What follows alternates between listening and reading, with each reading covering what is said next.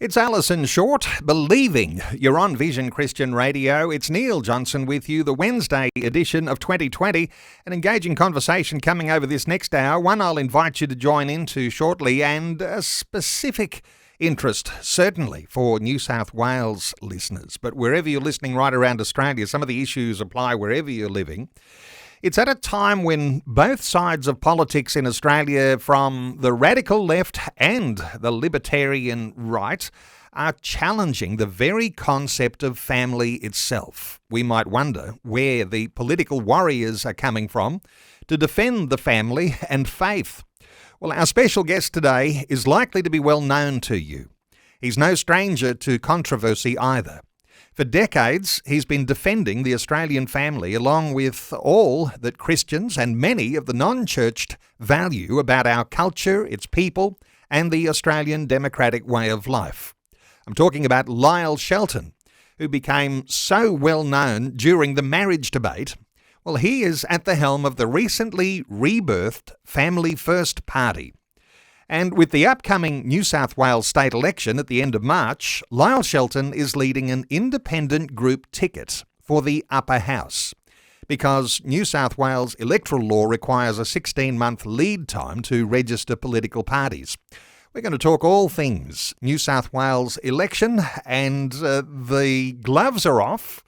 And in fact, I don't think Lyle Shelton will be afraid to put the boot in both sides. And you might like to join in our conversation. We'll open our talkback lines shortly. But Lyle Shelton, a special welcome back to 2020.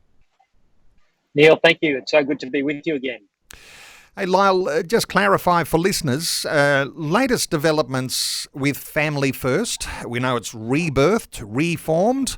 But some might be saying, well, if Family First is rebirthed, why are you going to be standing as an independent candidate? Give us a little update. Yeah, thanks, Neil. Look, it's so exciting to be part of the rebirth.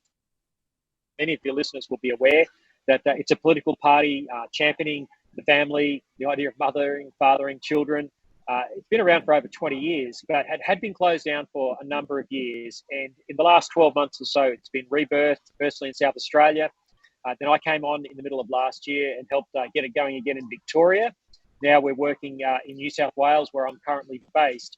And we're very keen to engage the upcoming New South Wales election on March 25. But New South Wales electoral law is very strict, and it requires time, as you said in your introduction, for a new political party or rebirth political party to be registered so that it can be part of the electoral process. We didn't have this problem in Victoria.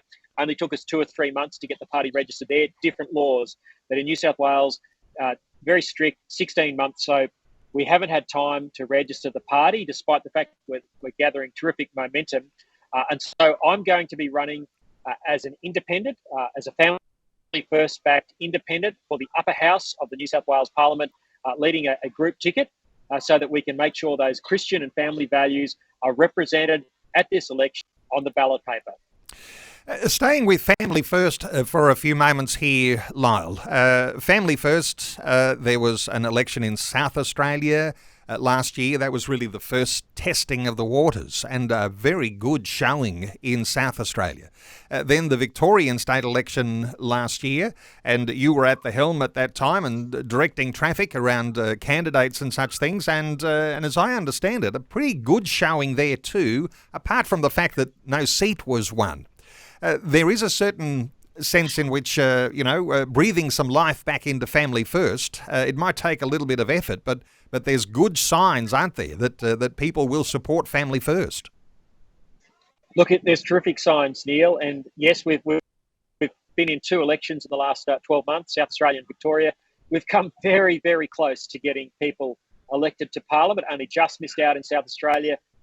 3 of our people missed out just by a whisker in Victoria. But we've always believed this is a medium to long-term proposition. There's no quick fix. Our nation didn't get into the mess that it got into overnight. It's going to take a while for us to get out. But I'm just really convicted that we need a strong Christian-based, family-based, minor political party, because the major parties have abandoned the field and they're not supporting family. They're not standing up for the natural family, pro-life causes, freedom of speech and freedom of religion. And so we need to be in this space. And we're so encouraged by the response that's come from thousands and thousands of people all over the nation who are wanting to back this in. And we are determined to keep working for the medium to long term. And we believe it's just a matter of time before we do see strong family voices in the parliaments able to really be effective and to shake up the system. And this time you are a candidate for an upper house seat for New South Wales. How does the upper house in New South Wales look at the present? And you must have some sort of thoughts. You've probably been crunching numbers and looking at various ones who are on that crossbench. How does it look now, and how do you hope it will look post-election? Yeah, look, at the moment, Neil, there is quite a large crossbench in the New South Wales upper house. Upper houses very much are the place where there's opportunity for minor parties like Family First. Your listeners will be aware that for 40 years, the Reverend Fred Lyle has held a seat in the New South Wales upper house. And at times, many times over that last 40 years, there have been two people from his party, the Christian Democratic Party, there. But sadly, that party has self-destructed, I would say, if I could use that term, because that's exactly what happened. It no longer exists. And for the first time in 40 years, there won't be a Christian party on the ballot paper. And because of this 16-month lead time and the fact that the CDP fell apart within the last 12 months, there just isn't the time to get a Christian-based or family-based party registered. And that's a great tragedy. So that is going to be a significant player that's off the battlefield. We've got Mark Latham there. Mark is not a Christian, but he's someone who has very much championed Christian values, religious freedom, and the truth about gender. And I'd certainly love to see him remain in the parliament. And then there's a mixture of, really terrible left-wing parties, the Animal Justice Party, the Greens, and the like. So it's important that we have a strong Christian voice, a family voice in the parliament alongside Mark Latham. And there's an opportunity there to fill the void that's been lost by the CDP's demise. And I'm really hoping that my candidacy as a Family First backed independent, that we might be able to fill that void, or at least give people the opportunity to cast a vote for a strong Christian family voice at this election.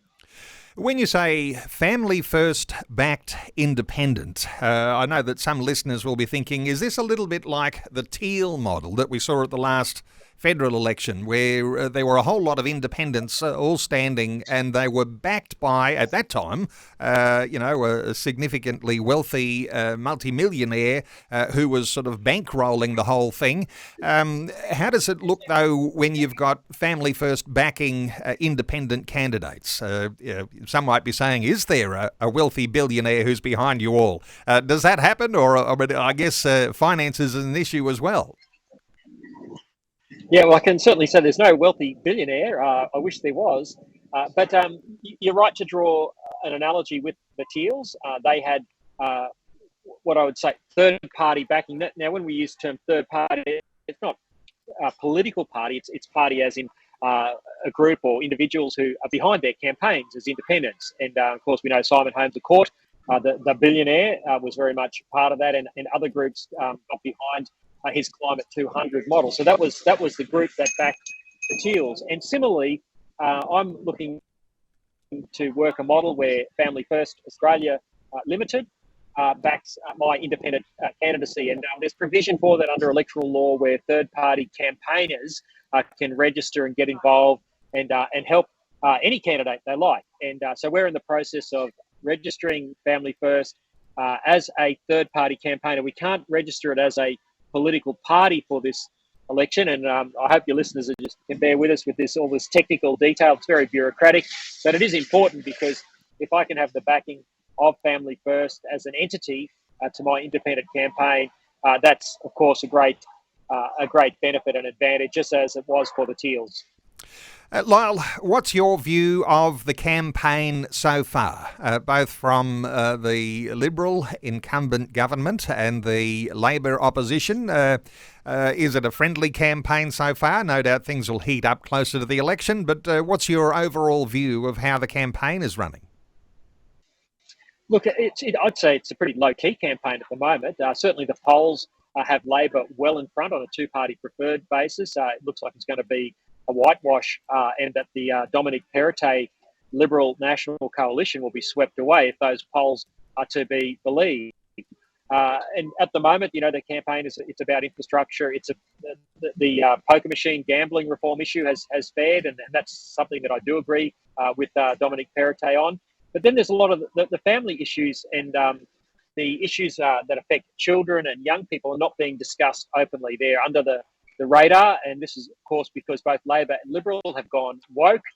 They're supporting the whole transgender agenda. We've got our schools full of gender queer theory being taught from early childhood right through to high school, Wear It Purple days, all of this sort of stuff that your listeners have heard me talking about and many other guests on your various programs talking about for quite some time. These issues are not being addressed by the major parties. And of course, both parties, Liberal and Labor, worked with Alex Greenwich, the independent member for Sydney, to bring about abortion to birth legislation and euthanasia. Both have happened in the last term, both with the support, varying degrees, of both sides of politics. And that's a big disappointment.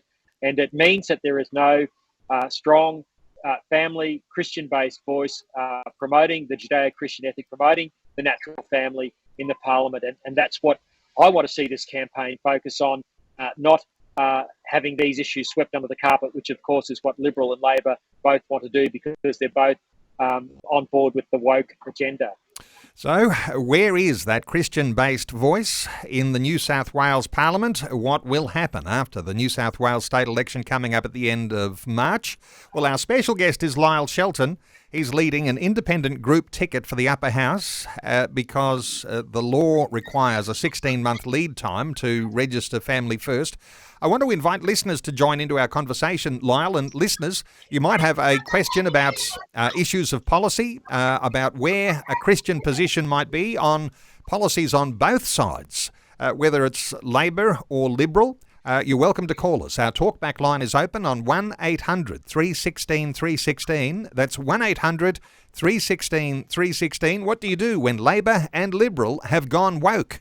And the risk is that there might not be a Christian voice on the crossbench in the upper house in New South Wales. How do you deal with that? 1800 316 316. Lyle Shelton's our guest. Back with more in just a few moments. We're talking politics. The New South Wales state election is on its way, the end of March. So a conversation today, which perhaps is more pointedly important for New South Wales listeners. But wherever you're listening right around Australia, don't feel as though you have to stand off from the conversation. You might have a question or two. Our special guest is Lyle Shelton. He leads Family First, but will be standing as an independent candidate because Family First doesn't have the required electoral law requirements, 16-month lead time there. So taking calls, 1800 316 316. Lyle, let's take a call. Rob is in Penrith in New South Wales. Hi, Rob. Welcome along. Yeah.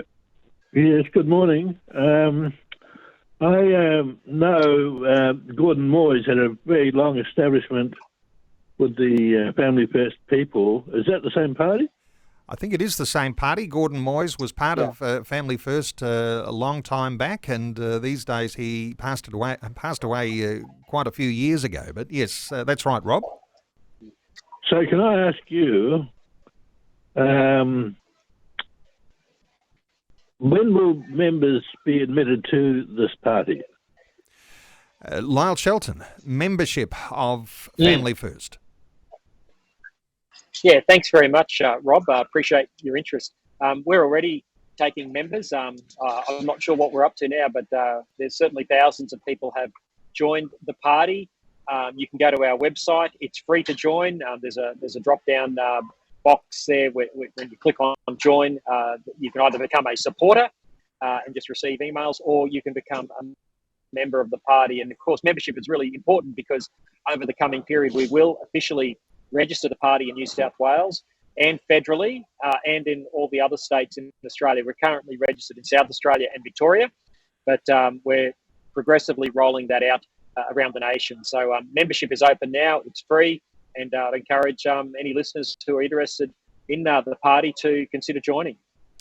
Rob, does that answer your question? Yep. Yep. Can I also ask you, because I was trying to pick up where Reverend, where Fred Nile had been directed to shut down the CDP. So I was following on. Has Fred Nile? Will Fred Nile have an executive role in this new party? Okay, there's an interesting one. Lyle Shelton, is Fred Nile connected at all to Family First, or is there a disconnect there? No, Rob. No, Fred's not at all connected. Fred's in his very late 80s. He's announced that he's retiring from the Parliament at this election. His term finishes on the 25th. His party was shut down by the New South Wales Supreme Court when he lost his court case last year against another faction in his party. It was a terrible, terrible thing that happened there. I wasn't involved in the court case at all, but the party is no more. And since the CDP was destroyed, I've then gone to work with Family First, and very much part of the project to see that rebirth. And I'm pleased to say that's going very, very well around the nation. And because we just need this sort of political party in the space, it's the missing ingredient on the political landscape. Rob in Penrith, New South Wales, thanks so much for great insight and questions, just clarifying things. Let's take another call. Eugene is in Western Australia, in Perth. Hi, Eugene. Welcome. Hi. How are you, Lyle? Very well, thanks, Eugene. Yes, I just got a question. I'm all the way from Perth. How do I lend a support to people like yourself that's running as an independent? Lyle. With the New South Wales State. Yeah, thank you, Eugene. I really appreciate that. And look, I'm thrilled to say we do have quite a number of supporters over in Western Australia. There's interest in the party right around the nation.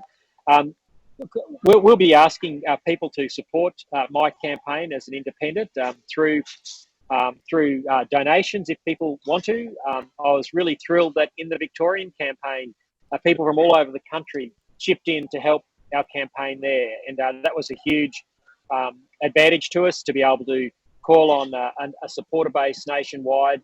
And we'll be looking for similar sort of support with the New South Wales election and with my candidacy as an independent. Look, there's some technical and administrative issues that we've got to work through, including getting Family First registered as a third-party campaigner. But we'll have more to say about that in the near future. And if you stay connected with the party by signing up to our email at familyfirstparty.org.au, we'll tell you ways in the coming days and weeks as to how you can support my campaign if you'd like to do that. Eugene, thank you so much for your call. Our talkback line is open on 1-800-316-316. Now, at risk of taking us off on a tangent here, and I did say in the introduction, you're no stranger to controversy, Lyle. Just quickly give us an update, because I think it was in December last year you were facing a trial for the alleged vilification and hate speech in the Queensland Civil and Administrative Tribunal. That trial's finished, but it's not all resolved. There's more to come. A very quick update, if you wouldn't mind. Yeah, sure, Neil. Thank you. Look, as listeners may or may not know, I've been sued by two LGBTIQA+ drag queens for writing a blog that said they were dangerous role models for children because of their promotion of gender fluid ideology and the adult entertainment industry. And that resulted in me being sued. A 3-day trial in the Queensland Civil Administrative Tribunal late November last year. That trial went well from our point of view, but there's still some more legal submissions that need to be made by my lawyers and by the drag queens' lawyers. That's due to happen next month, and then we expect a decision by the tribunal sometime in the middle of next year. So it's still very much an ongoing saga, one that no Australian should have to go through for seeking to speak up to protect the innocence of children. Well, there certainly needs to be courage if you're going to stand as a political candidate for a election, whether it's a state election or a federal election. And certainly Lyle Shelton has some runs on the board facing those levels of controversy around some of the most critical issues that we face as a nation. And when we talk about issues around family and around faith, we're about to break to news, and we're continuing our conversation after Vision National News. Our talkback line's open on 1800 316 316. There's no question off limits. You might like to call in. You might like to have your own question about the policy positions of what Christians might stand for with an upcoming New South Wales state election at the end of March. We're back with more after Vision National News. Great to have you along with us, the Wednesday edition of 2020. And if you're just joining into our conversation, we're opening up all sorts of issues around what's coming with the New South Wales state election at the end of March. What are some Christian perspectives, Christian policies, you might say? Who's defending the family? Who's defending faith? What is likely to happen when there is perhaps enormous change when the New South Wales election rolls around? And at a time when both sides of politics in Australia, from the radical left and the libertarian right, are challenging the very concept of family itself, we might wonder where the political warriors are coming from to defend the family and faith. Well, our special guest today is likely to be well known to you. He's no stranger to controversy. For decades, he's been defending the Australian family, along with all that Christians and many of the non-churched value about our culture, its people, and the Australian democratic way of life. Lyle Shelton is our guest. He became well known during the marriage debate. He's at the helm of the recently rebirthed Family First Party. And with the upcoming New South Wales state election at the end of March, Lyle Shelton's leading an independent group ticket for the upper house. And that's because the New South Wales electoral law requires 16-month lead time to register political parties. Now, our talkback line is open. 1800 316 316. You might have a question about policy. You might have a question to do with anything, to do with the New South Wales state election, or for Lyle Shelton personally. 1800 316 316.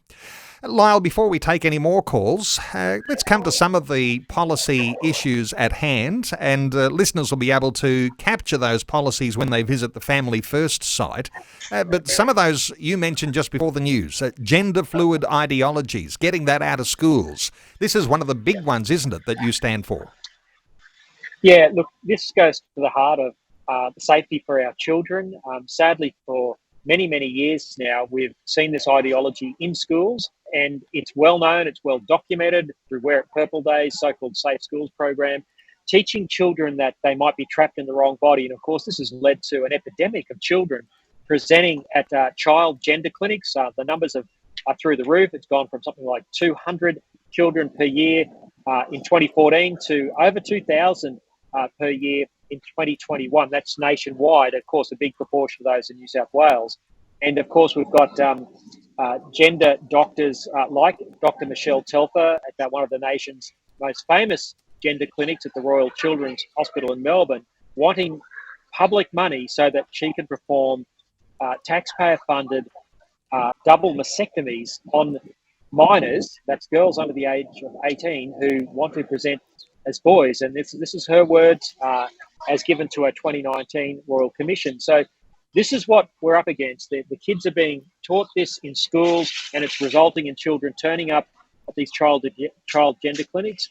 And I really believe it's got to be stamped out. We need to teach children the truth about their biology. By all means, help the tiny fragment of children who struggle with their identity, but brainwashing and indoctrinating the rest of the cohort in a school into gender queer ideology is not on, and it's causing great harm throughout our society, and it needs to stop. And sadly, the Liberal Party and the Labor Party are all on board with this woke ideology and are doing nothing to stop it.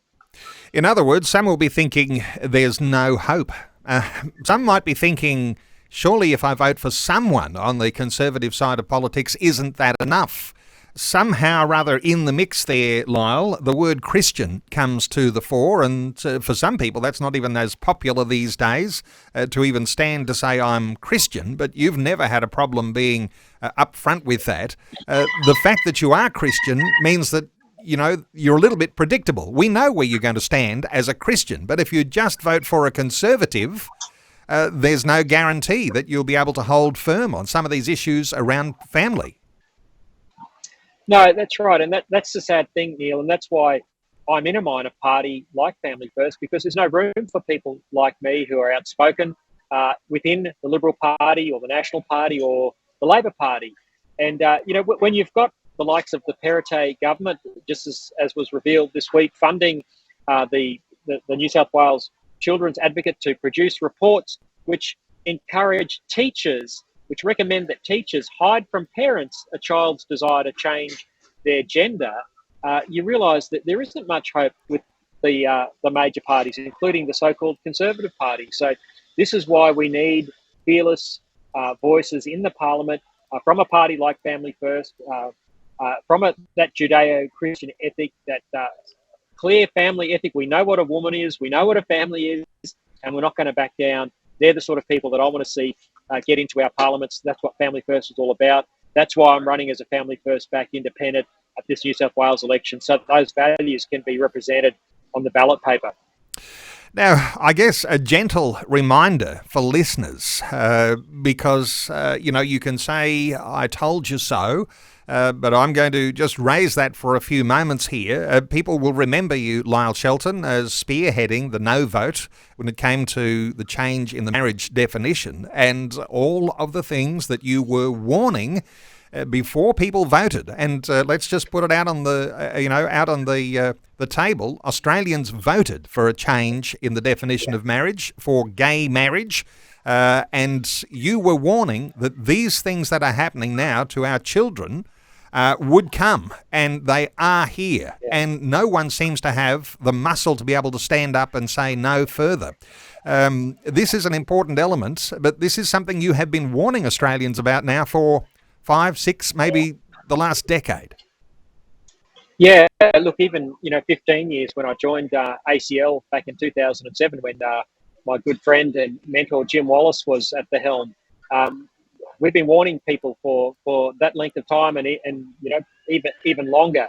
And sadly, all of the things that we said would happen, as you just said, the things that we warned about in 2017 during the marriage plebiscite, they've come about much quicker than we thought. The attacks on freedom of speech and freedom of religion. Christian schools have never been under greater pressure because they want to uphold the truth about gender.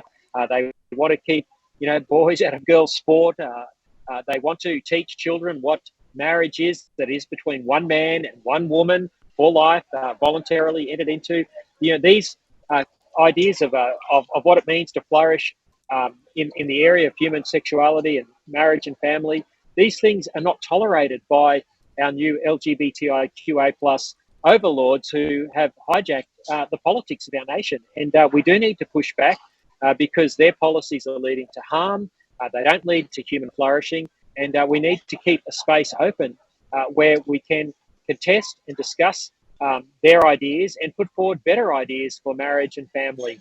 And that's why I think it's so important we have this political voice. And we all need to be standing up strong at this point of time and not just going along with this zeitgeist. I do believe there's hope, and I do believe we need to we do need to make a stand at this time. Lyle, you're leading a group ticket, so clearly there's some other candidates on that ticket. Is Family First backing any other legislative assembly candidates, those who are in the sort of the lower house in New South Wales? Is there a broader approach to this campaign from the Family First side, or is it primarily focused on the upper house? No, it's a good question, Neil. No, it is just focused on the upper house. Look, we've come at this fairly late in the piece. Again, Family First is still new in its reformation. We've just come off the back of the Victorian election, and because of the limitations that we've been discussing during this program about not being able to get the party registered, it's not viable for us to run lower house candidates. We've got a short period of time. We're putting all our eggs in the basket of the upper house. And of course, that really is the only opportunity there is for minor parties. It's not possible to get, independents elected unless they're really in the lower house, that is, unless they're really high profile people, like a famous sports star or something like that. The major parties generally have the lower house tied up. So we are putting all our efforts into the upper house. And at least, the important thing is that when you get that upper house ballot, when New South Wales voters get that upper house ballot, there will be an opportunity for family-minded, for Christian people to vote for candidates, and for me as a lead candidate of that group who will support their values. So it will be on the ballot paper, and I really wanted to make sure that opportunity wasn't missed at this election, given the demise of other alternatives. So it is the highest possibility for a foot in the door, and you need to have something that you can build on. Lyle, let me ask you, because oftentimes our conversation is dominated by social issues, and those are really bread and butter issues when it comes to the challenges that we're facing and the ones that you're standing up for. But let me ask you about economic policies and the way that Family First will be formulating approaches and policy when it comes to the rising cost of living, energy prices skyrocketing. How do you approach those sorts of economic policies? Yeah. Well, Neil, as you say, the social issues are really important. The breakdown of marriage and family, which has been going on for decades in our society, really is at the root of so many of the problems that we see, whether it's crime, whether it's children's poor educational outcomes. The list goes on and on. We look at what's happening in Alice Springs, of course. They talk about alcohol, but as John Anderson said on Sky News last night, no one's talking about family formation and family structure and fatherlessness, etc. And one of the big drivers of family breakdown is economic policy and cost of living. And that's why we are passionate about the energy debate, because it is putting huge pressure on families. It's causing the price of our electricity to go through the roof. We used to have the cheapest electricity in the OECD. Now we have some of the most expensive. And it's all because of climate catastrophism and overreaction to a legitimate environmental concern, but a massive overreaction where we're closing down reliable, cheap, baseload electricity generating capacity and replacing it with alternatives that cannot, from an engineering or economic perspective, do the same job. And the costs are going through the roof. Our electricity is becoming less and less reliable, and will become even more so less reliable in April when the Liddell power station closes in the Hunter Valley. So this is a massive issue. And so Family First is very concerned about this. We don't want to see the closure of electricity generating capacity that works until we have an alternative that works just as well. And unfortunately, ideology is driving this debate, not engineering and not economics. And that's a big problem. Well, we'll know that economics are important when you're talking about family formation, but interesting to raise those issues, the proactive approach to family. And you're quoting John Anderson, and there is a certain sense in which there needs to be almost an aligned, proactive approach to how you actually reinstall the values of effective functioning families at the same time as battling all of the disintegration on the other side. So is this something that you and Family First are looking seriously at as to how you actually get proactive in the formation of family? Yeah, we have to have public advocates for the family. It's been a taboo subject in our politics for decades now. You're hard-pressed to find a politician who will define a family as a married mother and father with children. Now, no one wants to offend anyone else, and I certainly don't want to offend single-parent families or families where they're cohabitating and not married. But we need to be able to talk about this in a way where we can have the discussion without creating offence, because all the social science research says, and we hear a lot these days about follow the science, listen to the science. Well, the social science shows that kids do best whenever they're raised by their biological mother and father. Now, that doesn't mean people can't adopt or children can't be blended into situations, but ideally we should be encouraging the idea of marriage for life, and for mums and dads to stay together for the good of their children. Now, I'm not talking about where there's abusive situations, obviously, but too often marriages break down because we've bought into the lie of the 1960s sexual revolution, which says if my needs are not being met, or if there's a bit of pressure on, it's easier to opt out of the relationship. And we've seen that since no-fault divorce came in the 1970s, our divorce rates skyrocketed.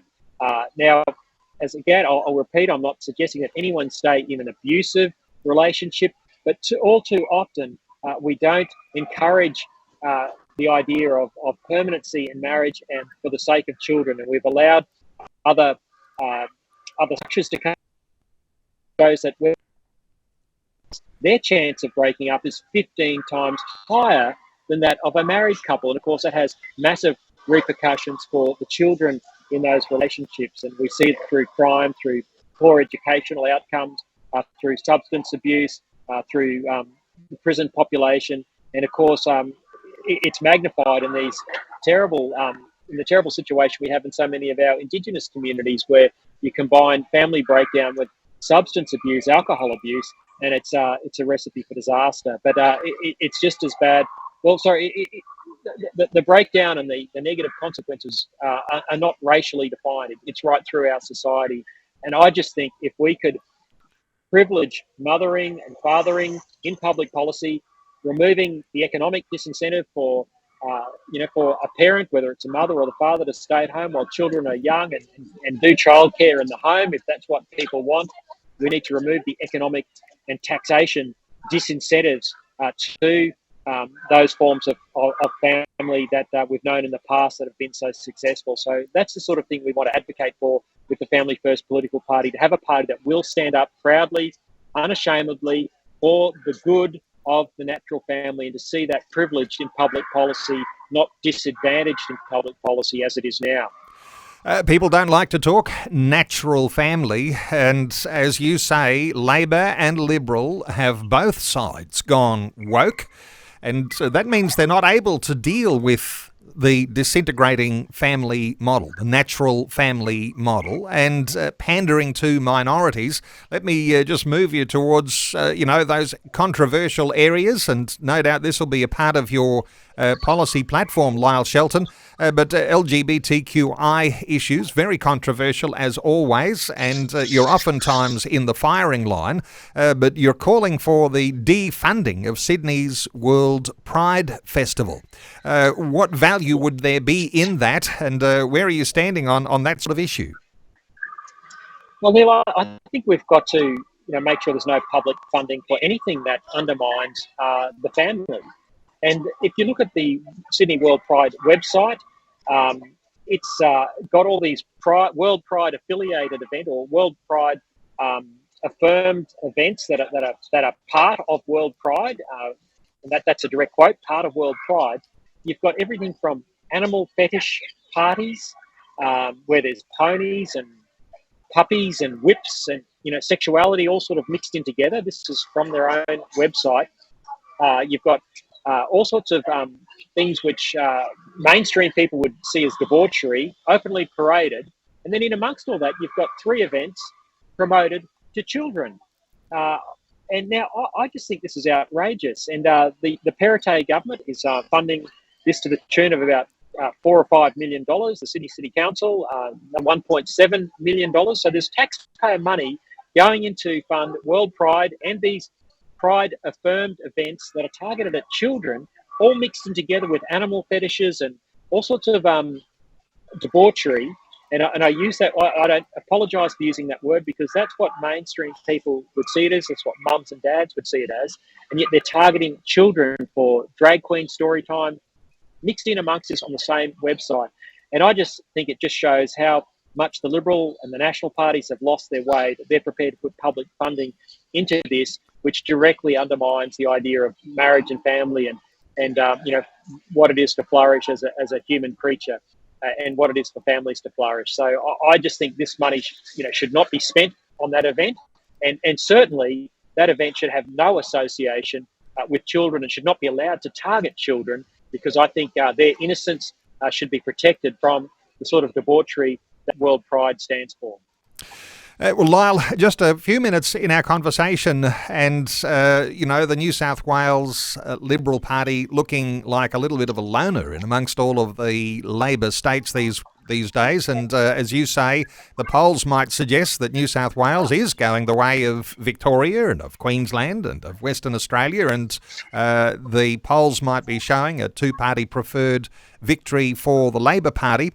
You're going to be standing as an independent candidate, leading a group ticket backed by Family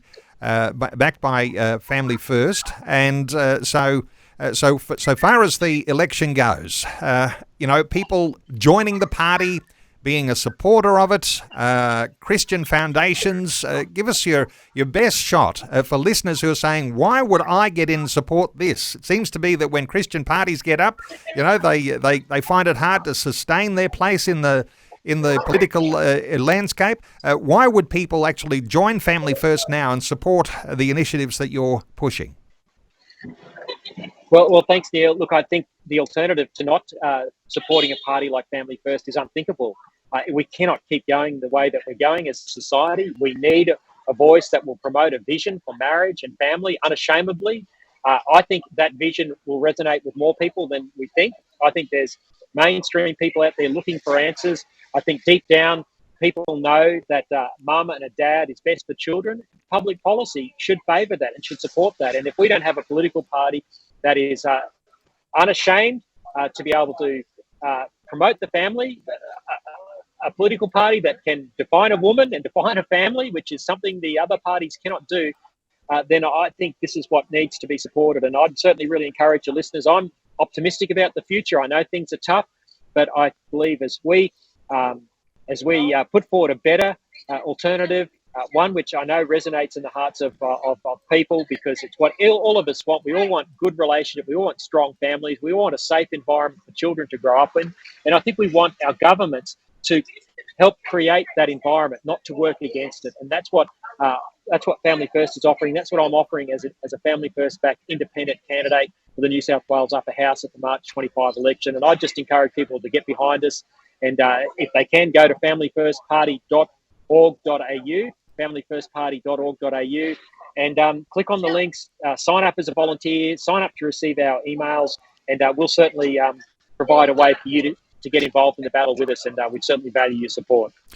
And just to reflect back, and we lightheartedly mentioned in the first part of our conversation the thought that, if it's a Teals-like model, and if there was a spare billionaire like a Simon Holmes à Court who could support Christian candidates under a party banner like a Family First, maybe not quite so lighthearted, but there is some need for some pretty good, strong financial muscle too, isn't there, behind a campaign? No doubt there's all sorts of needs. You've probably got a budget set, but wouldn't you like to see that budget multiplied? That could help with a few extra wealthy supporters, couldn't it, Lyle? Yes, it could, Neil. And look, I appreciate you raising that.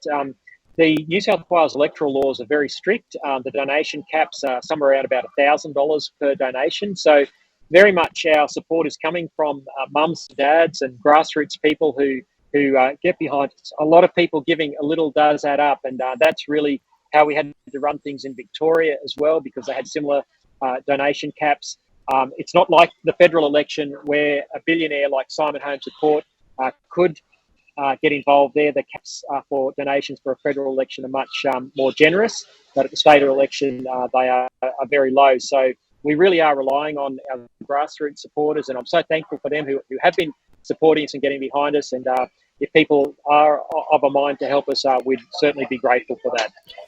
And of course, as a Christian-based organisation, always wanting to function within the law. Lyle Shelton, great insights today. Thanks so much for an update. No doubt we'll get a chance to talk to you again before the New South Wales state elections coming up at the end of March. For listeners to connect with Lyle Shelton, to find out the latest, to even capture some of his thoughts on various policy issues, let me point listeners to familyfirstparty.org.au, familyfirstparty.org.au. You'll find that there is a link to news, and you'll find Lyle Shelton there, and you'll find out some of the things that he's been talking about that might guide your understanding of where Family First is at with the upcoming New South Wales State Election and where Family First fits into all of that. Lyle, thank you so much for taking some time to share your thoughts and your heart with us today on 2020. Neil, thank you so much. I really appreciate it.